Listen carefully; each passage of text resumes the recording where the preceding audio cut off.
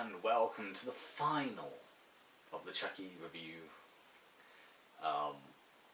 series, I guess. I mean, God, to think that I started this off in a really crappy way back in 2017, in fact.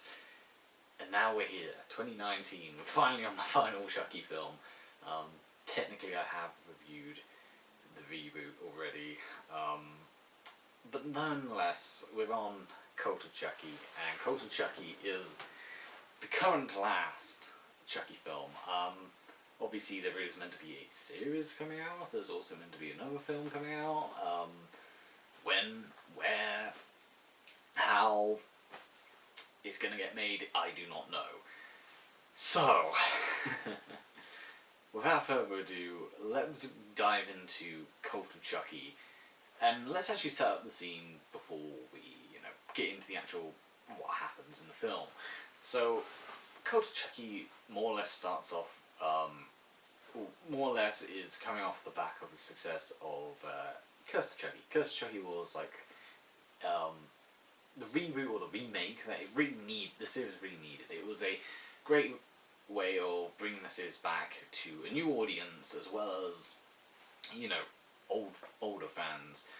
It gave us a more horror-centered Chucky story, which we haven't seen since the days of Child's Play 3, and it gave us a new set of characters as well as some returning faces, and it certainly progressed the Chucky story more further. It gave us a bit more background, a bit more backstory, a bit more to do with Chucky in general. And so with that said, the success of that movie resulted in Cult of Chucky being released more or less a few years later and being announced almost immediately because, well, Chucky fans wanted Chucky again.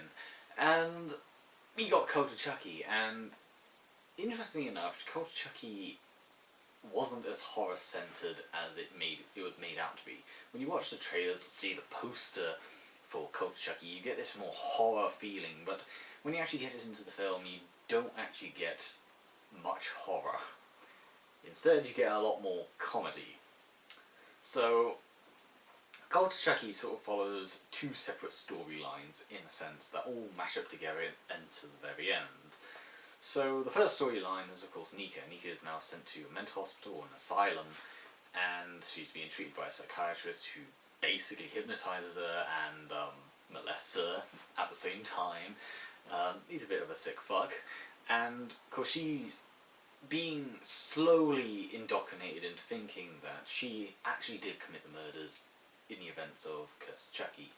The other story is, of course, with Andy Barclay. Andy Barclay has a few years ago, shot Chucky's head off. However, Chucky's head is still alive and active, and he keeps it chained up with nails in it, and he's burned it to torture Chucky for all the years of torment that he has caused him. Andy is suffering from loneliness and almost downright depression. He really wants to find a girl, and of course he goes on a date with a woman called Rachel, a gingerhead lady, and it doesn't go so well when they talk about guns and all that, and he returns home, and of course the only companion he has is Chucky, and of course Chucky mocks Andy in his failure in life, as well as, sort of mocking Andy in the sense that, hey, you've only got me. And I really like this dynamic. I really like the idea of Chucky and Andy actually communicating to each other. Like, Chucky's decapitated head is on a spike, talking to Andy, and there's this, I just like the idea of having these two characters actually interact with each other, having a little bit of, personality, a little bit of, charisma, I really do like how they play off of each other. I like how Chucky, despite all the attempts to try and kill Andy or convert himself into Andy, in the end, Chucky just doesn't care anymore. He, in a sense, has already won. He has tormented this poor man for a large portion of his life, and in this sort of Batman and Joker sort of way, it's an immovable object against an unstoppable force, and the two of them are basically destined to do this forever.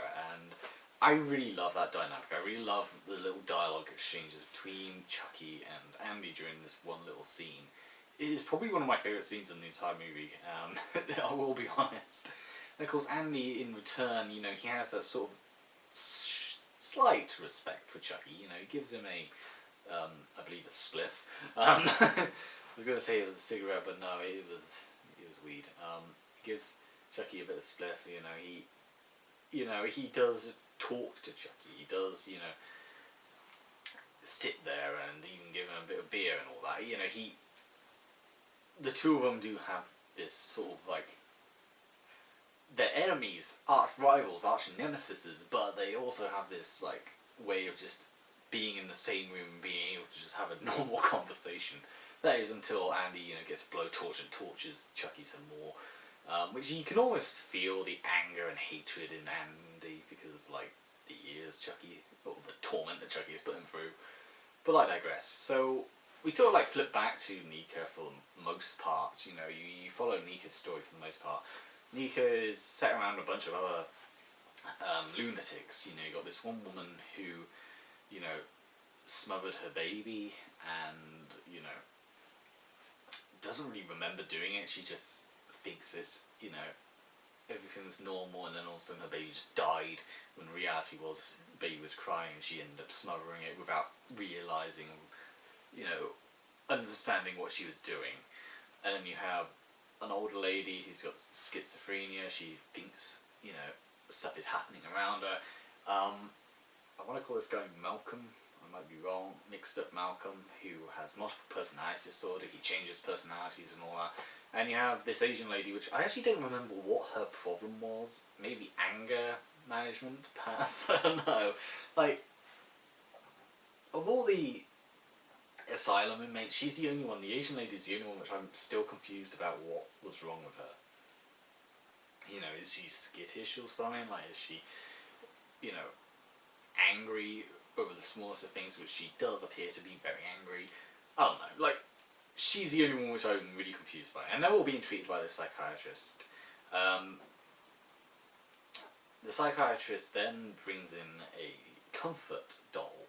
And this comfort doll just so happens to be a good guy doll, who just so happens to say that his name is Chucky.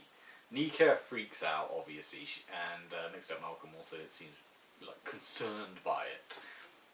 And of course, the psychiatrist says, "Oh well, there are plenty of, names they had, and there was like 5 different names, and one of them was Chucky. So 1 in 5 of these dolls is Chucky." And it might have been a different statistic there, but nonetheless, and of course she freaks out because of course it's Chucky, and of course she, said that Chucky committed all those murders. So what makes matters worse is that a strange lady, a Jennifer Tilly, to be precise, a blonde Jennifer Tilly, to be precise, visits Nika. She comes to inform Nika that Alice, the young girl from Curse of Chucky, has died. And, of course, she wanted to leave something for Nika to have, and this something is another good guy doll, another Chucky.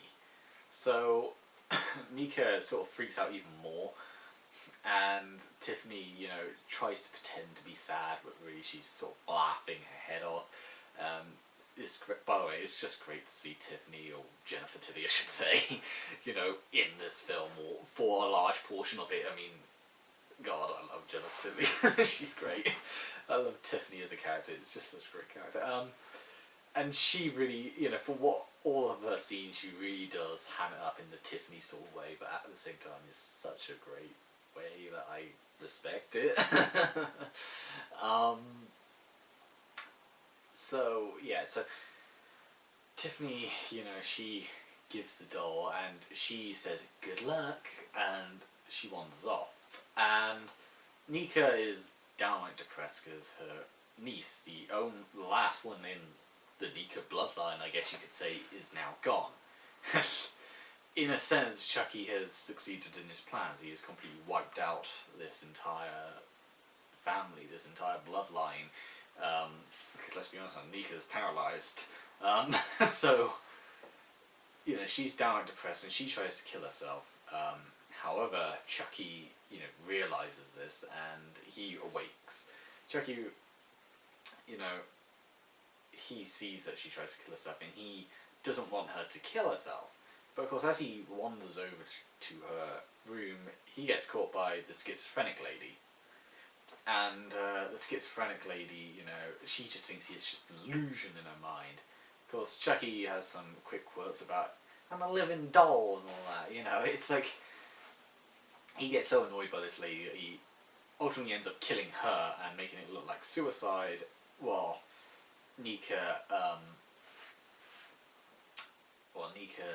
suicide attempt to cut wrists and all that, is sewn up by Chucky. So, next morning, Nika is still alive. She's shocked to be still alive. She thought she would have done it.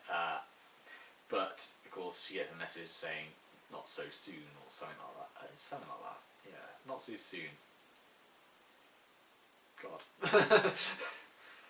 It's funny, I watch these films, before I do these videos, in preparation. I am awful when it comes to remembering, things in general. Well, yeah, so Chucky leaves a message saying, not so soon, and of course they find out that the schizophrenic woman, has killed herself. And Nika, during the, group therapy session, ends up saying, Chucky did it, and of course, Chucky didn't do it, of course not.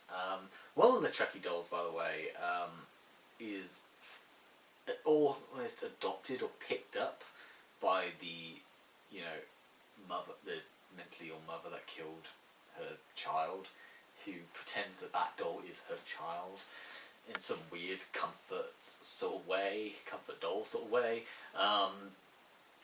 And of course, the Asian lady, she just thinks they're being delusional, and she actually is convinced that Nika will have committed the crimes.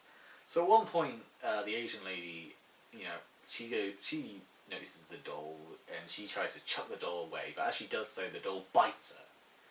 And she notices the big bite mark from Chucky, and she freaks out and realises, oh my god, Chucky's alive. And of course, the doctors, the orderlies, they just strap her to a table and try to, medicate her. As they leave the room, she's underneath this, glass ceiling, and Chucky, he comes to life. He grabs this pressurized ball, bounces it into the air, and it smashes, and all the glass falls down and kills her. In some ways, it's reminiscent of Bride of Chucky.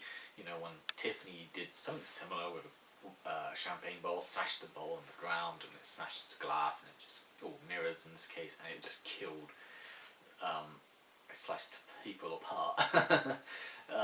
Same thing happens to this Asian lady. She gets the axe pretty badly, or the glass, I guess you could say. So, with her death, of course, Nika is becoming ever more paranoid, and yeah, at the same time, there's these two dolls. How is Chucky able to do two things at once, unless he's got his soul into two bodies? To make matters worse, Mixed Up Malcolm starts acting really weird. He starts smiling and smirking, and he starts saying that his name is now Charles Ray, and so Nika freaks out. She's now, paranoid that Chucky is somehow moving his soul into different bodies. Obviously, the psychiatrist, he's constantly, hypnotizing her just so he could molest her. But Chucky ends up beating him unconscious and starts to taunt Nika, and he starts revealing, how he's able to do it. He says, I learned this new voodoo spell, which is similar to the Ade Due Dembala, except they say Boko or Boku Dembala, and he's able to have bits of his soul transferred into different, portions. Obviously, we will see this later on, and as a result, he wants to do the same thing to Nika, but first he wants to just torment her and take out everyone else around them. Meanwhile, Andy, he starts to catch wind of what's happening in the asylum, and he himself wants to prove that Nika is perfectly sane. She's just being blamed or being scapegoated for murders she didn't even commit. And as a result, and of course no one believes him at the asylum, and he decides to take actions into his own hands. He gets his own Chucky doll, which has shaved hair, and he puts it, and he brings it with him, and he drives off to the asylum. As he drives off, there's this brilliant little scene with Tiffany, you know, calling Andy, and what I love is that she almost says she's Jennifer Tilly, and then she corrects herself, this is Tiffany, and of course Andy already knows who Tiffany is, which is quite an interesting sort of thing to know, a little fact to know. I don't know how he knows, but presumably they met, or at some point he did his research. I'm presuming it's research. That's the excuse for most of the Chucky films. The characters do their research. So, of course, she mocks him and says, well, Chucky told me to deliver this message. It says, disembowel. I wonder what that means. And, of course, she starts cackling, and he just puts the phone down, and he drives off to the asylum. So as, you know, things are getting worse at the asylum, you know, you slowly start getting the realization of what this crazy woman with her baby did. You know, it's revealed that she killed a child, blah blah blah, and she even tries doing the same thing to Chucky. She, like, genuinely tries to suffocate the doll, and Nika, you know, in some ways is sort of relieved that Chucky is being suffocated, but then, of course, you know, it's Chucky, he's a doll, and she realizes that, okay, Chucky's alive, you know, he's still alive, you need to do it some more, and of course, they just think she's crazy. Meanwhile, Mr. Malcolm is just laughing his head off, and she fears that he is also another Chucky. So, the Chucky doll that was suffocated is buried at this funeral, and as a result, he, you know, digs himself out, and he goes after the mother, or the insane mother, and he, you know, he gives her a hug. He even gets breastfed at one point, and yeah. Let's just say he killed her very brutally. She jabs his arm down her throat and pulls out something or another and kills her that way. He loses his arm in the process. The other Chucky, he's being tested by the psychiatrist. The psychiatrist, you know, decides to show Nika that Chucky isn't alive, and he gets a blowtorch, and he blows off the hand of this one Chucky, and it melts away. Meanwhile, the asylum gets another Chucky doll, which is the short-haired one, and Andy checks himself into the asylum by, you know, basically declaring himself insane and attacking some of the guards. He's thrown into a cell in the hope that by infiltrating the asylum he can save Nika and stop Chucky once and for all. However, things do not turn out very well. You see, the Chuckies eventually start running riots. They kill off multiple people, and, you know, there's this nurse who, you know, is killed by mixed up Malcolm, I believe, funnily enough, who believes himself to be Charles Lee Ray, and the Chuckies all come together. They see the short-haired one, they transfer their soul into him, and they all torment Nika, and of course Nika is surrounded by these three Chuckies. They kill one of the nurses, some guy with like a goatee. They kill him, and they transfer parts of their soul into Nika. Now that is quite surprising, and I wouldn't lie, that is pretty, like, holy shit. Because this is like the first time in the Chucky series that Chucky hasn't transferred his soul into a normal a doll. He's transferred it into an actual person. We do sort of course, they do sort of like highlight this, that he did do the same thing to Alice. He transferred a bit of his soul into Alice, and of course Alice, you know, was able to get away with murder, but unfortunately, as she grew older, people don't, you know, tend to take murder very well, especially from younger people.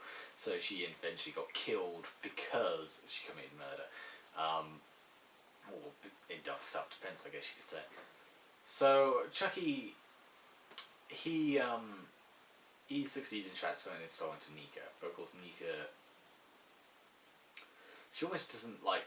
She looks normal at this moment in time. She's like strapped in her chair, and of course, she's pretending, and then she gets up on her feet and she kills the psychiatrist, laughing with the other Chucky dolls. So, with Nika now being possessed by Chucky, the other short-haired Chucky, he goes away and he tries to track down Andy. He tries to fight Andy. Andy fights Chucky, but he succeeds in killing the short-haired Chucky because, and the reason why he killed the short-haired Chucky, or why he sent the short-haired Chucky, was because he hid a gun inside of him. He proceeds to kill that Chucky and goes after Nika, but Nika is at the doorway. She locks him into the asylum room and she wanders out gleefully, not before having Mixed Up Malcolm killed, where she mocks him and says, "You're just a pretender, you're just a poser, you're pretending to be me, Chucky," and of course he gets a drill through the eye. She then wanders out, she meets Tiffany again. Nika / Chucky kisses Tiffany, which is, alright, if you, which is perfectly fine, man. I mean, Jennifer Tilly's attractive, and Brad Dourif's daughter, Fiona Dourif, is pretty attractive as well, so, yeah. But I digress. So they get into the car. Tiffany says, "Oh, I'm gonna miss that girl," which is Alice. And of course, Nika says, "Oh, fuck that girl." And just as they're about to drive off, she turns the mirror, and you see the Tiffany doll with still the stitches across the head where she got accident. The Tiffany doll is laughing. Oh, and then it ends like that with this cliffhanger of an ending. Will Andy escape? Will Nika be saved, I guess? Or is it too late? Will Chucky and Tiffany be stopped? And will Glenn and Glenda ever return? Well, find out next Saturday at 6 a.m. Of course, we haven't found out yet. But we do get a post-credit scene, just like with the previous film. There's a post-credit scene to set up the Chucky cinematic universe with Kyle returning this time. She's been told to look after the decapitated Chucky head, and of course she proceeds to torture that Chucky with glee. So yes, it's great to see Carl again. That was certainly a pleasant surprise. So with all that said, what did I think of Cult of Chucky? It's an okay film. Like I said, it's not the best of the Chucky films. I don't know whether or not I found it better than the previous, or if I think it's on the same level, maybe. Overall, it's a decent flick. It's a strange one, though. It's definitely a strange one, because, you had the previous film, which was more horror-centered, and more, back to the original Chucky roots, and then you got this one, which is definitely a lot more, like, Bride of Chucky. It's got a lot of the Bride of Chucky sort of similarities, in the sense of, even the kills, for example, the Asian lady getting decapitated with the glass ceiling, Tiffany tricking a security guard and then slicing his neck open. And, yeah, I mean, there's a lot of things here which definitely feel more comedic. Like, a lot of the lines are less, serious this time around. Like, they have a scene right at the beginning where Nika meets Mixed Up Malcolm, and because he's just this normal, attractive guy, and Nika, I believe she gets gum off of him. Or was it from the nurse, the male nurse? I think it's the male nurse that gave her the gum. But regardless, she ends up fucking Mixed Up Malcolm, like, underneath the staircase. I don't know how they didn't get caught, by the way. Like, surely an asylum would have loads of security? Maybe I'm wrong. Maybe I'm wrong. But nonetheless, like, she ends up fucking him, and then, like, next scene is He's like a different personality. That's why you find out that he has different personalities, and it's like it's played off the laughs, and you wouldn't have that in, say, any of the horror-centered Chucky films. I don't think you would. You know, you wouldn't have like scenes like Tiffany just acting up and overacting and being sort of goofy with her personality, but then again, it is Tiffany we're talking about. You wouldn't have like the scene where you have the three Chuckies and they're all just debating over who should kill Andy, and they say, I lost my arm, well, I had my hand murdered. Well, look at this. Oh yeah, you should go. Oh yeah, you should totally fuck him up. You know, it's like, it definitely felt a lot more comedic. It was definitely a lot more of a comedy film, a comedy horror, than it is a straight up horror. That said, it is not bad in that comedy horror aspect, but it does sort of feel confusing considering the previous film was definitely more horror centered than you got this one, which is more comedy centered. It's like, was it the fact that they had Tiffany in it that they thought, oh, you know, we should probably make it a little more lighthearted because people remember Tiffany for the comedies, but I don't know, it just felt very strange to like have this all of a sudden 180 twists, you know, in this film, with this one being more comedic than the previous one being more horror.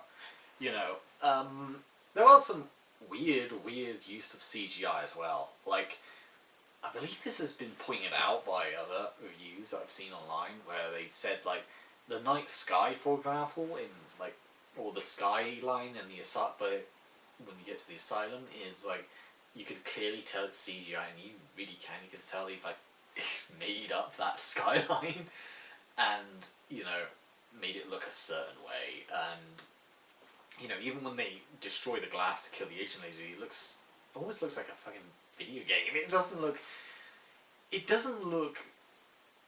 very good, the CGI. Like, what I like about Curse of Chucky is that they were limited with the CGI. Like, they only really used it for, like, far off shots. You know, for example, you'd have Chucky from, like, a distance, and you'd have, you know, a CGI Chucky walking about, as opposed to, you know, using animatronic. Or they just have a midget play Chucky, which they did do. But, like, I don't know, they used CGI in this film quite a bit, and it looked weird. Like, obviously Chucky is still animatronic, which I do like, I do appreciate. That said, I will say this, Chucky does, well, I said like, ugh. I'm confusing my sentences here. I will say this, Chucky looks weird in this film. I don't know what it is, but his eyes look really, like, sunken in this film.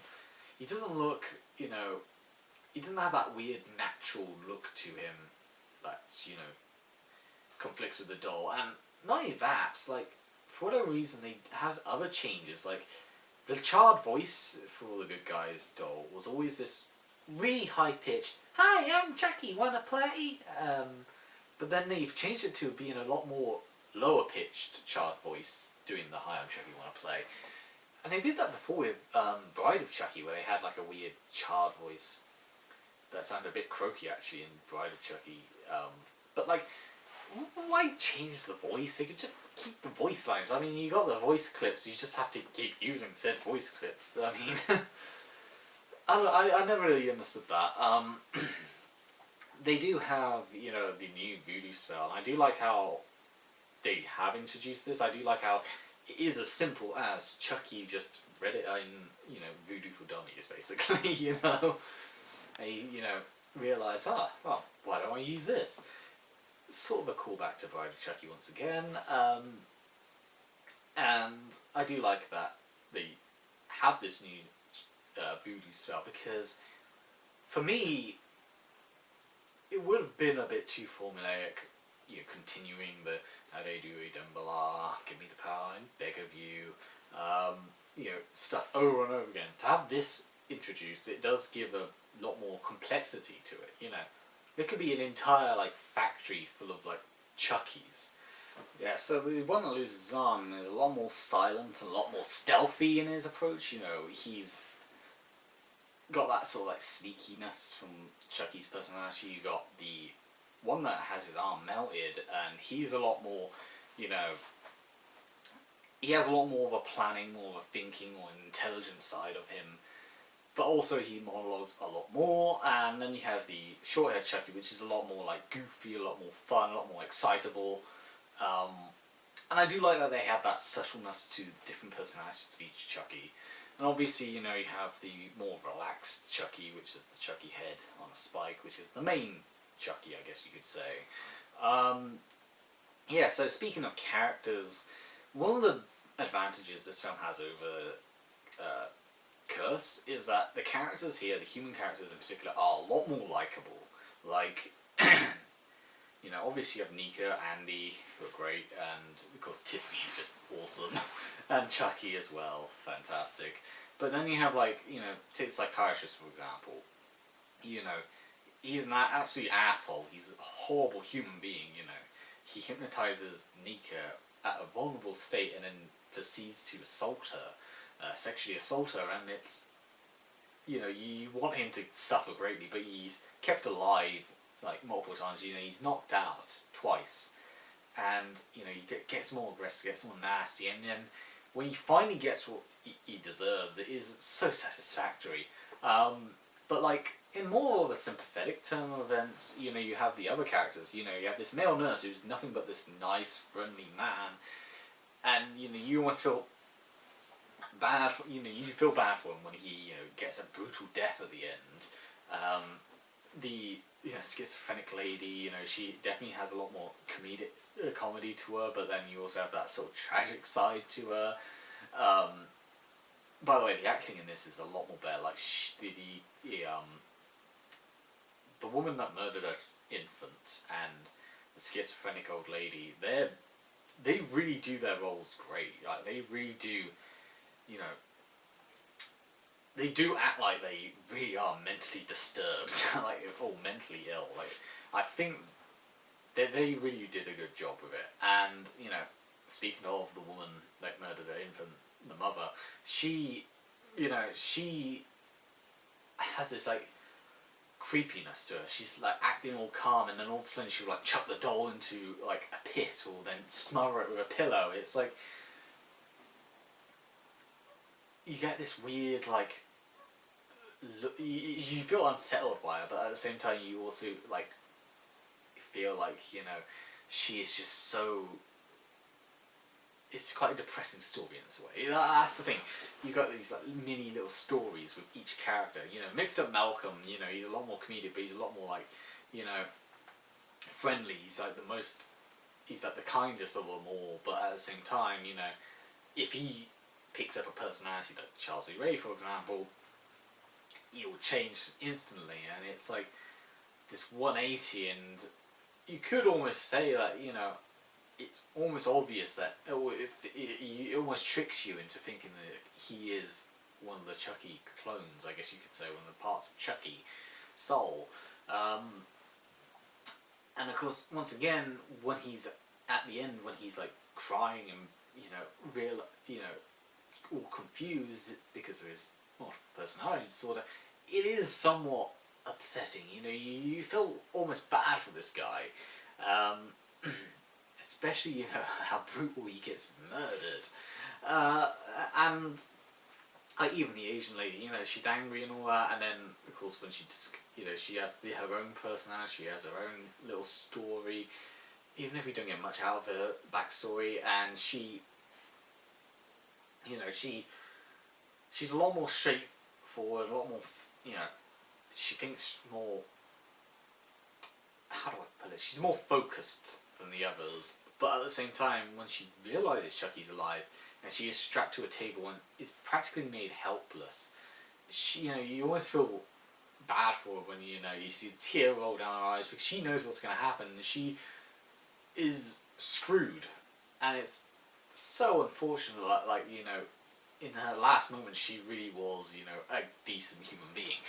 Like, this is different to Curse of Chucky, where, like, none of the humans were necessarily sympathetic. You didn't really give a shit about any of them, and they were just there to be killed and nothing more. Like, these characters actually had stories to them, you know. Even like the female nurse, little bit of dialogue, one little line, you know, about how, you know, she has kids and she would never do anything bad or would never harm them when she's talking to the mother who smothered her own infant. You know, there is this sort of, you know, story behind it, and that's what I really like. Each character has this, like, their own little stories behind them. You know, in comparison to Curse, where, you know, they were just there to get killed. Nonetheless, this definitely feels like a filler film. And what I mean by that is, it definitely feels like they're setting up this Chucky universe, like, you know, the Chucky cinematic universe.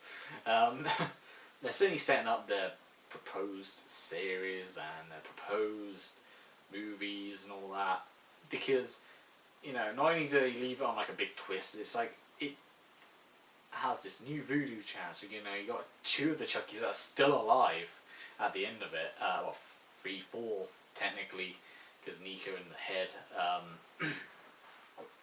you know, and he's stuck behind, you know, an asylum door and an asylum room, and you've got Kyle, who's, you know, alive and kicking, and it just feels like, there's a lot of stuff that could happen, and it definitely, you know, it's definitely an advantage and disadvantage. It's disadvantage in a certain sense, it definitely feels like a filler film, trying to set up other films and other series and all that, but at the same time it also leaves you on that basis of, you know what, we get more Chucky, kids. You know, it's like, it definitely has the advantage and the disadvantage, but nonetheless, still enjoyable. And yeah, I think that's really my basis of the film. It is an enjoyable film. It's definitely the strangest of the Chucky films, because it definitely does things that are totally unexpected. It does feel a lot different. It's definitely a lot more comedic, so if you're not a fan of the comedies, you probably won't like this one. Obviously, I don't hate the comedies whatsoever. I do actually kind of enjoy the comedies.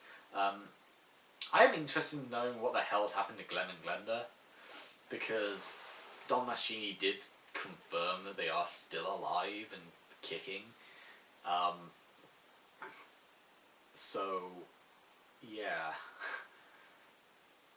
You know, I do want to know what happened to them. Like, that's the only thing like, that is something that genuinely is interesting me. Like, what happened to Glenn and Glenda?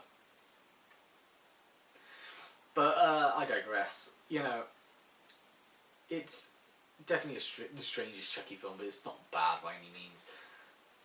It's maybe on the same lines as Curse of Chucky in the sense that it is just, it's an okay movie. It's a good movie. If you're a fan of the Chucky franchise, it's good. But it's not, you know, it's not going to live up to the first Chucky film at all. It's not going to be as enjoyable as Bride of Chucky. It's not going to be as enjoyable as Child's Play 2, in fact. But it is, you know, still an alright film. It's still decent to watch. You know, and with that, I guess we're in limbo now, I guess. Because, you know, even though the Chucky series was, you know, proposed, and we had movies being released and all that, or proposed as well, because of the remake and behind the scenes issues and troubles, I don't know when or if it's ever going to happen. Like, because they did the remake behind Don Mancini and all the other Chucky producers, etc's backs, and that's why, you know, there was all those articles saying that they felt insulted, because it really was insulting. And obviously, because the Child's Play remake was somewhat mixed in opinion, it is one of those situations where I hope it does. I hope they do go ahead with what they've planned, but at the same time, you know, it's troubling to think that it could just end with Cult of Chucky, which would be like the Half-Life Episode 2 of the Chucky franchise. You know, we won't get a sequel. Well, unless they do on VR. But I digress. With that, it is the end of the Chucky franchise, or the end of the Chucky series reviews at the moment. Obviously, when stuff does pick up, I will most likely continue the series, obviously. Give my personal thoughts and opinions. Hopefully it should be like almost immediately or on time. But nonetheless, I don't think I have much more planned for this Christmas. I hope you have a Merry Christmas. Obviously there is Rise of Skywalker, but yeah, I'm a bit tentative now after seeing some of the critic and user reviews seemingly being quite average, like 3 out of 5, 5 out of 10 sort of scenario, which oh boy. Which, I mean, obviously I'm a fan of Star Wars, I'm most likely going to enjoy it no matter what, but it certainly has scared me a bit. You know, I wonder what it would be like if Chucky had a lightsaber.